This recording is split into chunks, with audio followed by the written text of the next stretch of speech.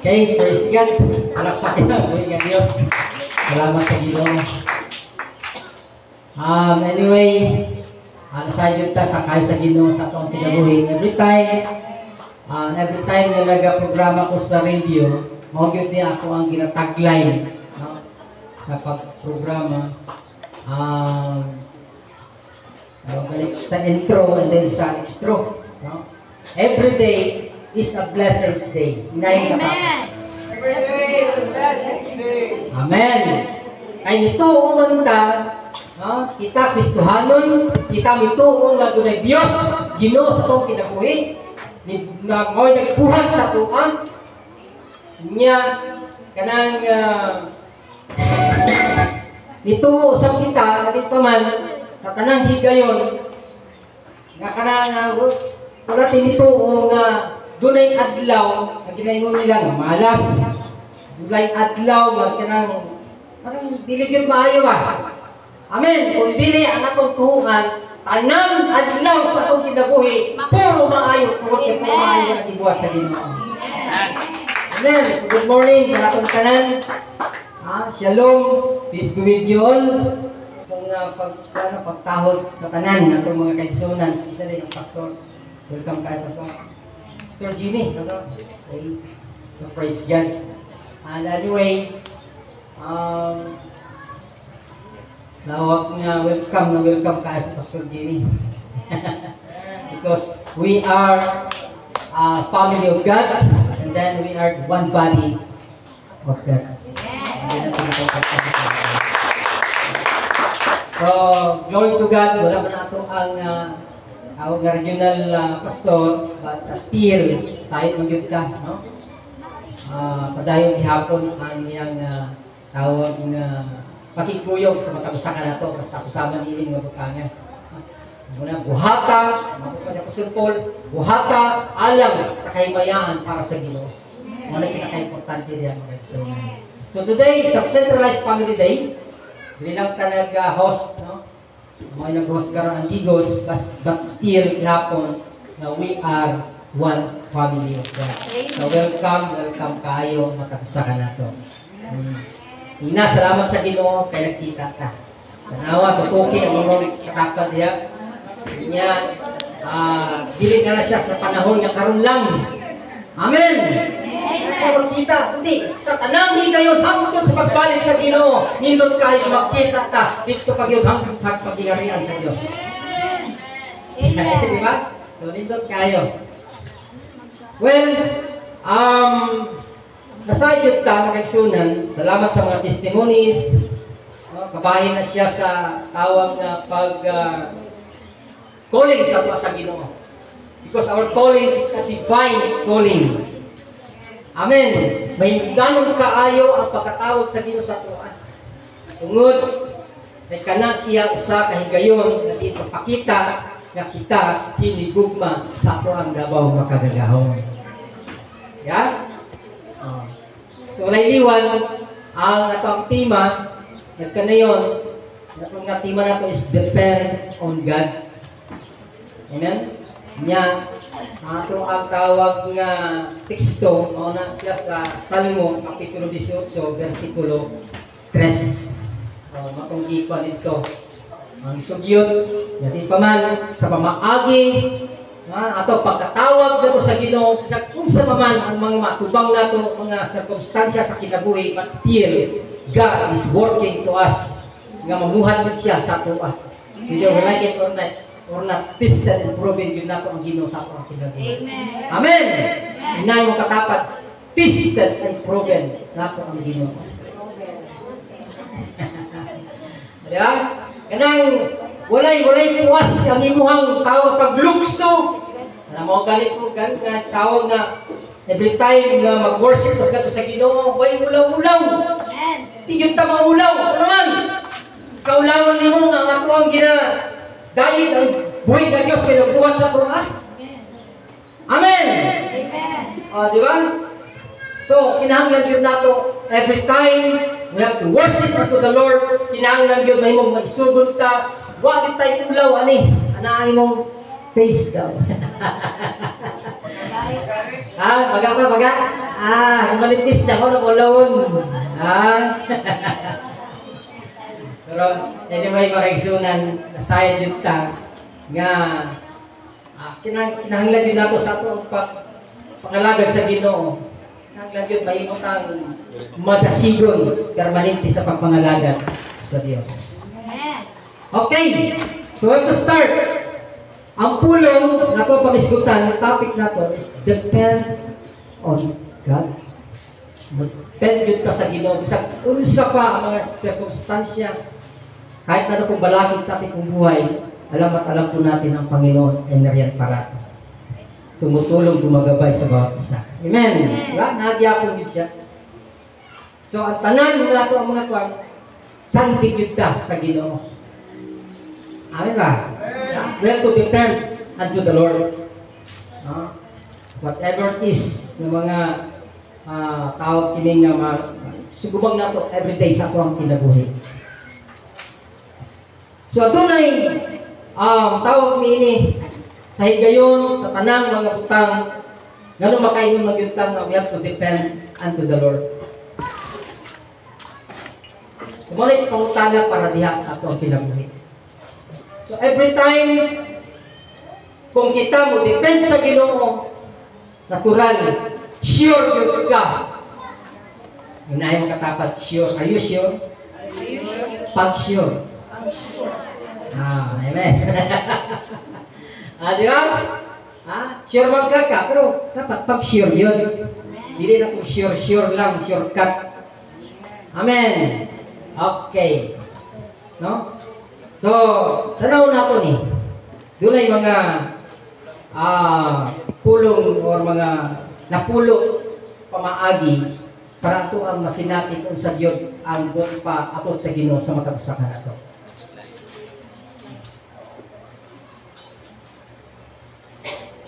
So, manong sa Ginoo siya sa Psalms 18 verse 3, I will call upon the Lord who is worthy to be praised. So shall I be saved from my enemies. Amen. Sa tanangin kayo, basta mo tawag ka nga sa Ginoo, bisan sa padayaan, mo sa gubang, mo kung sa imo, huwag kita siya'y mahimok tungod kay Ginoo ang ato ang paglaom sa pangkot kinabuhi. Amen. Sa tanang higayon, Diyos, nariyan ang Diyos parati na gumagabay at kaya kanyang ipaglaban hanggang sa patayan. Amen ba? Yeah? Kwanta ba ka nang nakibisog siya hanggang siya mamatay? Yan naman, mauna ang gugma sa Ginoo sa Quran. Pero pangutangan yung paugalingon, akong paugalingon mismo, kaya ba nimong ipaglaban si Jesus sa iyong buhay hanggang kamatayan? Sure eh.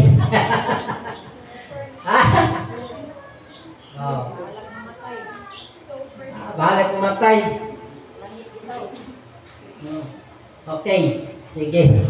Ato ang isgutan ni napulo. Tanong doon natin siya.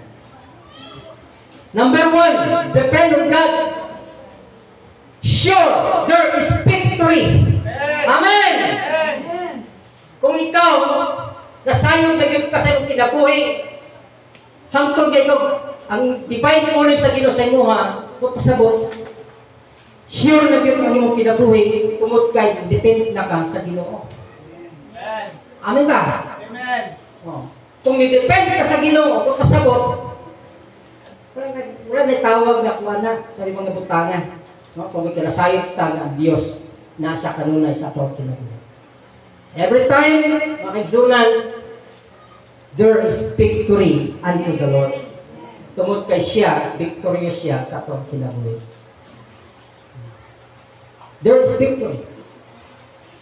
May walang puso sa tanan, ano man, tungod sa imong pagpangalagad sa Ginoo, tungod ang calling sa Ginoo sa tuwa, dili tawag nga kanang char-char lang. Gani niya, ato ang tungkol doon ay awit niya kung ipapritet niya, i-play. Dungga ang mga misaya, ito ang tawag na ito. Okay. Number 2, sure, there is blessing. Amen. testify sa kayo sa Ginoo tungod kay nasayop kag panalangin ta sa Ginoo. Amen. There is blessing yang gi-prepare sa matag usa kanato. Basta buhati lang ang ipabuhat sa Ginoo sa matag usa sa ato ang kinabuhi. There is blessing. Mao na gingon niya sa Deuteronomy chapter 28. Mahimong nga pagpalay ng Panginoon. Pagpapalay tayo ng Diyos. So there is blessing. Next, number 3 is sure. There is hope. Paglaom.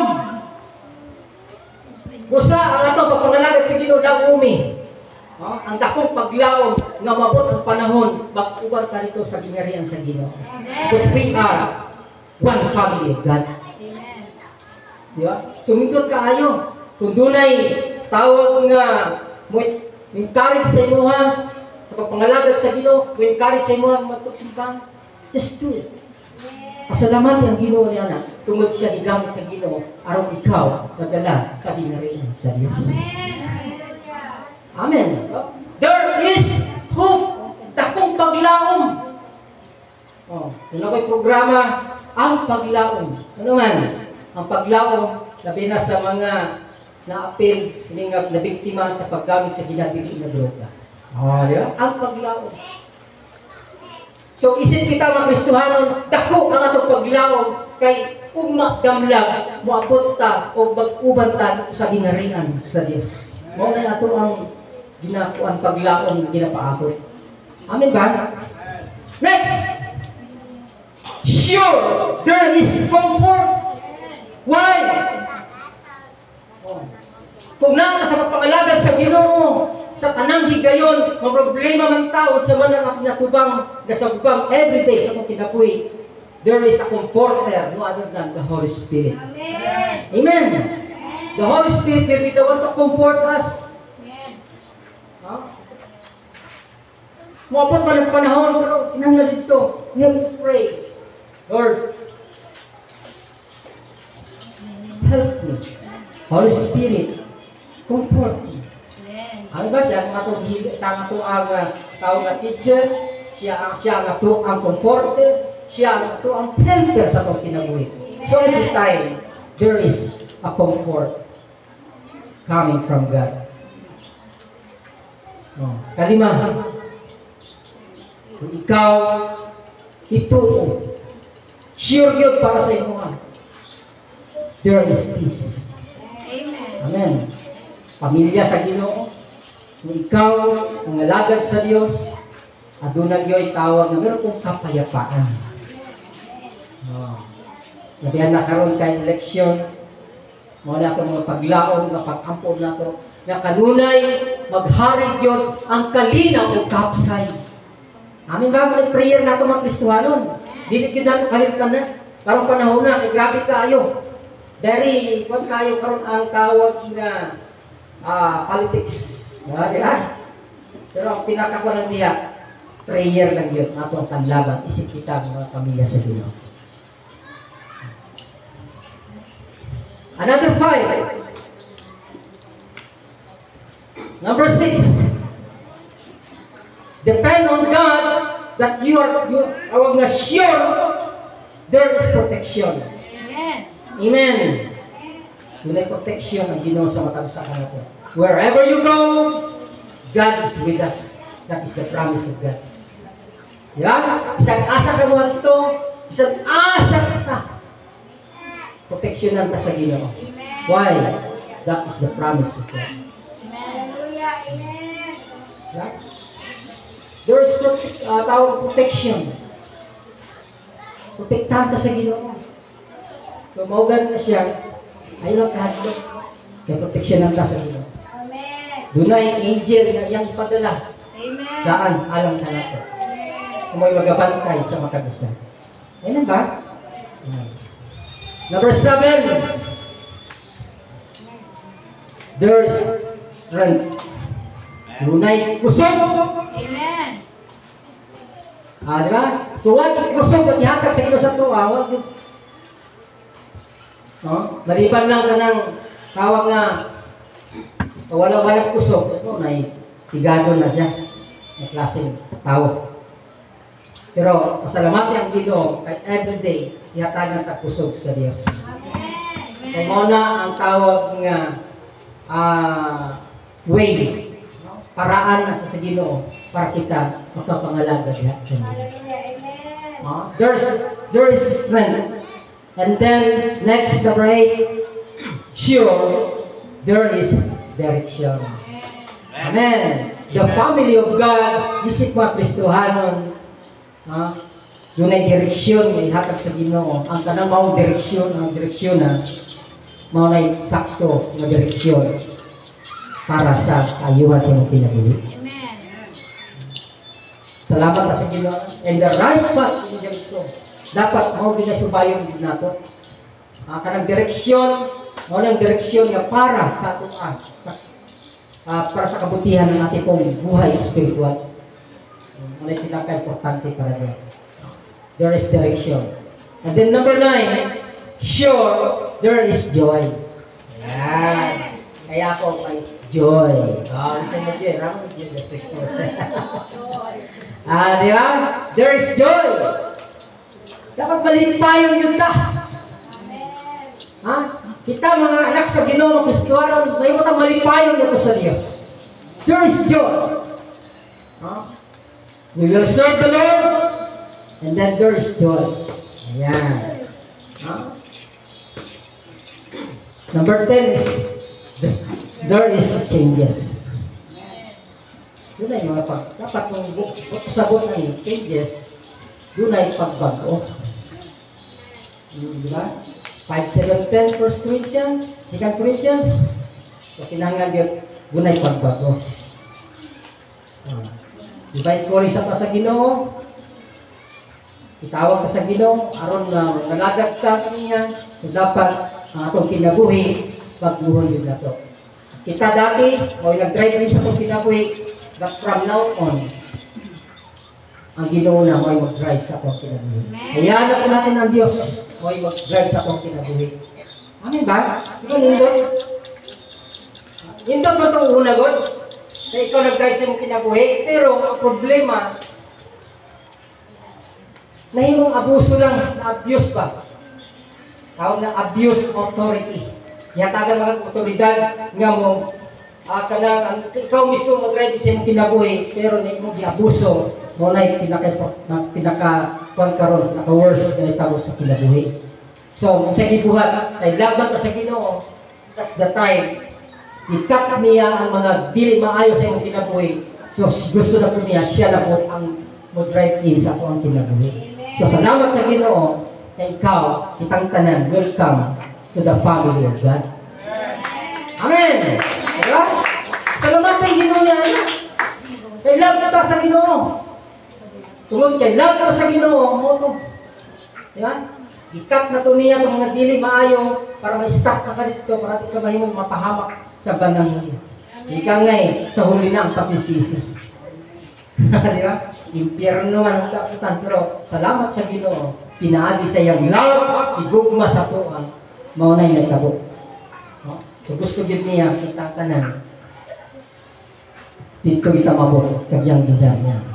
So there is changes. There is changes. So, kanang mga putanan, kinahanglan yun, ato naging mga pagbago. Pagbago na yun. Yan naman, ano yung pinaka-importante? Pagbago sa akong kinabuhi. Kaya mo na yung makahakat ka na ito kung ego takos na makadala dito sa kingharian sa Ginoo. And then,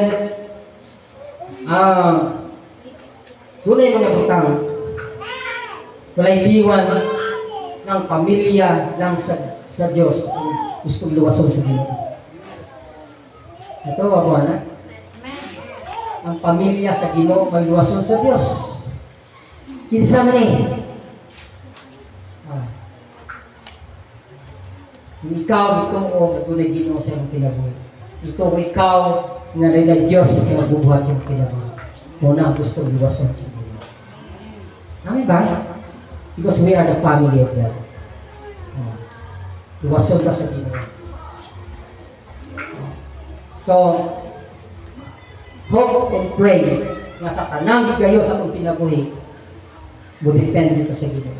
Tuhuan din nato ang tanan kay siya, no? Ang promise ni God, promise ni God. No? Say promise ni Lord, promise ni God. Himuon din ako niya.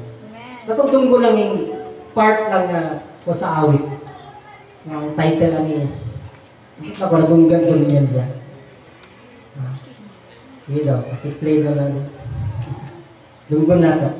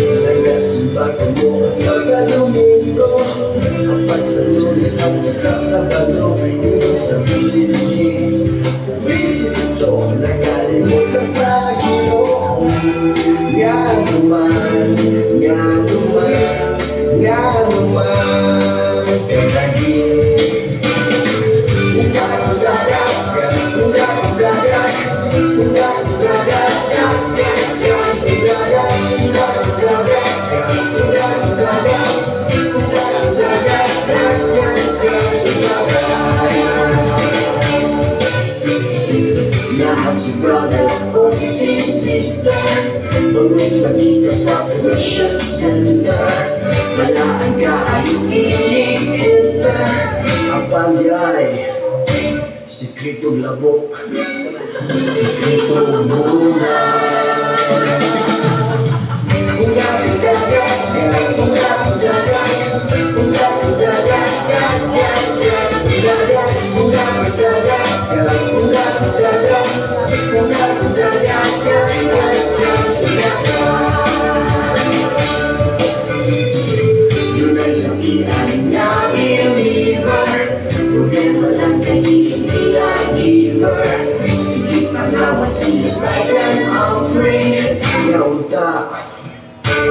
Yakin niya sa Diyos. Ha!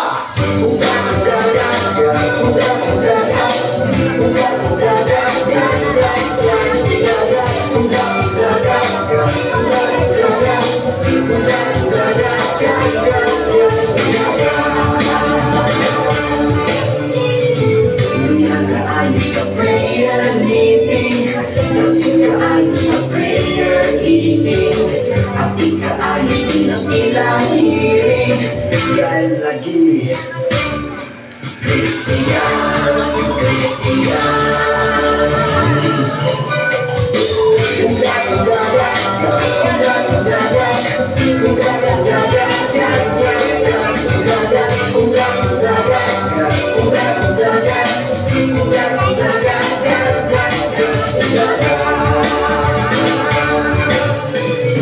Mga tao naghumunganay, grabe kas may isa panagway. Gusto kaayos sila magunay. Dahil lagi mga sismoso na giray. Okay. Ito siya, naturong reality na ito ba na? Pag-sure. Di ba no? Ito, unggagak, meaning, kanang pa-charger lang ba? Na Kristohanon, doon na din yung na. Di ba? Pa-charger na Kristohanon. Kung nasimbahan, grabe kayo, mahuli. Pero pag uli, huling-huli. Ano ba no? Pero every time, makaisunan. Hinanglan yun ay mamahimong tao kay sure man yun ka, maglangit ka, but sabot every time na ito ang mga buluton para sa Ginoo sa ito tawag kaning sa ating paglilingkod, pag-serve na ito sa Ginoo, tinuray yun dapat. Amen! Ngayon matinod-anon yung tapirmi sa pagpangalagad sa Ginoo. Kaya naman, we have to depend unto the Lord. Amen! Hello? Ha? So di na tayo may unggagak. Ang tawag din na ungga o gagak na klaseng Kristohanon. Sahay, right path gusto sa Ginoo, tamang direksyon, pero pa isang simang pa. Ano? Magpasabot mo liko pa ba? Gusto maging mo liko. Tingnan naman, doon na pa may gusto. Siya yung tinabuhi na hindi pag niya dapat. Hindi pa ayaw pa iwan. Hindi ka nga. Gusto maging balik-balikan pa. Pero kung Kristohanon lang ta, pamilya man sa Ginoo, welcome ka sa Ginoo, kay makaingon ito. Hindi ka maulang, masulang sa Ginoo. Lord, accomplished. Ngayon ka, Lord, accomplished na Ginoo. Will done. Lord, nga naman, kay nagbuhat man nimo ang ginapabuhat sa Ginoo sa ato.